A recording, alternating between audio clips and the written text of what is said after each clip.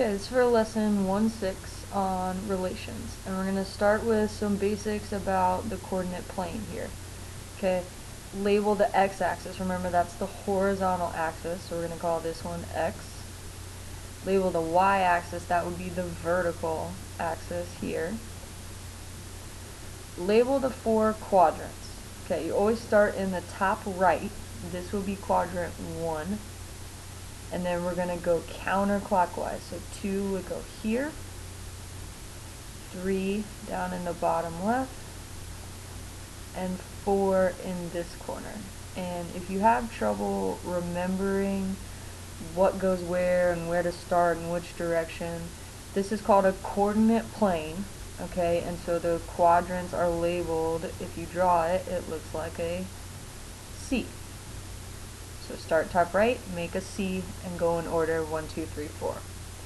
Alright, label the origin. The origin is also the point 0, 0 right here in the middle where the x and y axis meet each other. I'm going to call that O, because that's the origin.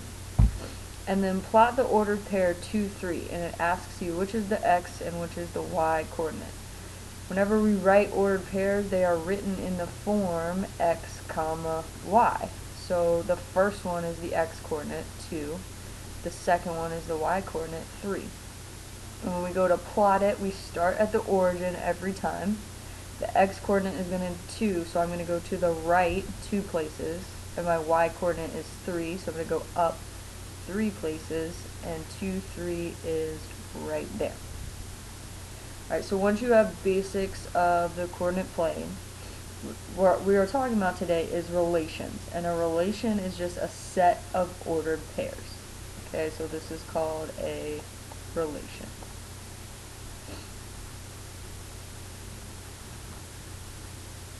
Alright, right here we have 4 different ways to represent relations. Okay, we could have a list of ordered pairs, alright, and just make up some numbers here.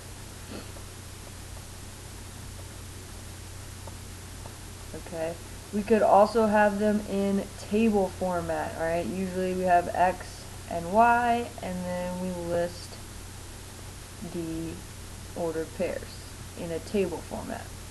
They could be in a graph. Alright, so if we were to graph these ordered pairs, it would look something like this. Alright, and we can even sometimes draw a line between those points. You can also do what is called mapping, which means I'm going to put my x values in this circle over here, my y values in this circle over there, and then we draw arrows to show which ones are related to each other. Okay? And we need to talk about domain and range. Alright, 2 key vocabulary words here. So when we say what does it mean to be the domain? The domain is going to be all of the x values. Alright, so in the diagram above, we're going to label domain and range. Okay, so in our ordered pairs, x values are going to come first, so this is our domain. In the table, the x values are listed here. This is our domain. Alright, mapping, x values are listed here. This is our domain. Okay, and on the graph, it's going to be all of the x values. So really it's kind of hard to label domain on a graph, but we could find out what the domain is from looking at the graph. So if domain is all the x values, range is going to be, you guessed it, all of the y values. And we go back and label here. So remember, the second number in an ordered pair is y values, so this is our range. It's y values, and y values are in the second circle here, so this is our range. Alright, at the bottom of your page you have this little section where it says practice on your own. I would like for you to do this on another sheet of paper, okay, and bring it in with you next class, and we will put the answers up at the beginning of class for you to check and make sure that you understand.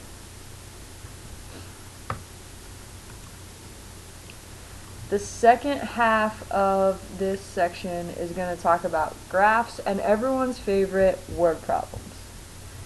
Alright? When we talk about word problems and real life situations, we're going to talk about independent and dependent variables. Okay, you probably first heard those terms in science class, and they mean the same thing in math that they do in science class. The independent variable, okay, we're going to graph it on the x-axis, and it's what determines the output. Okay, the dependent variable, those are going to be graphed on the y-axis, and they're called dependent variables because they depend on the independent variable. So we'll go through a couple of these word problems. We're going to identify the independent and dependent variables and then sketch a little graph.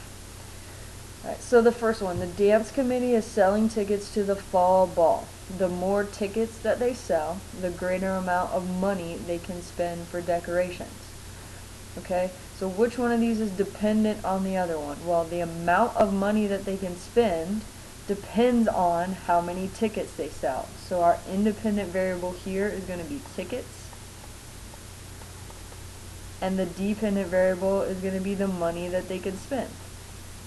So if we're going to graph it, independent variable goes on the x-axis. So this down here would be the number of tickets they could sell. Alright, and on the y-axis goes the dependent variable, so that's the amount of money they could spend. And it says that the more tickets they sell, the more money they can spend. So as they sell more tickets, the amount of money that they can spend goes up. And the graph's going to look something like that.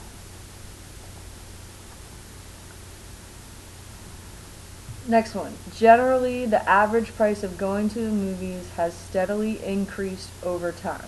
Okay? So what has happened? The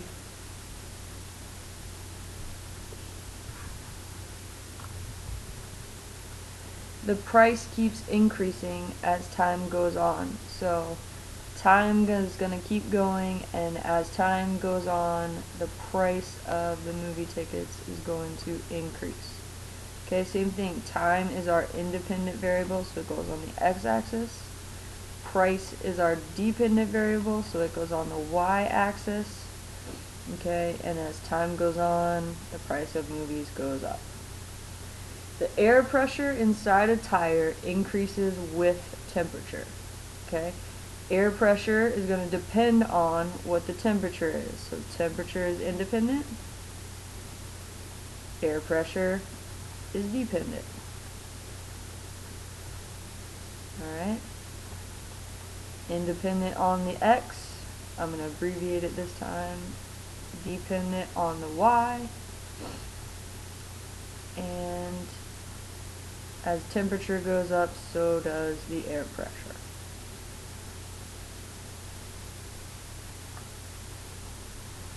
Alright, number 4 is a different type of problem. This time they give you a graph to look at, and they're asking you to create a word problem to describe what's going on here.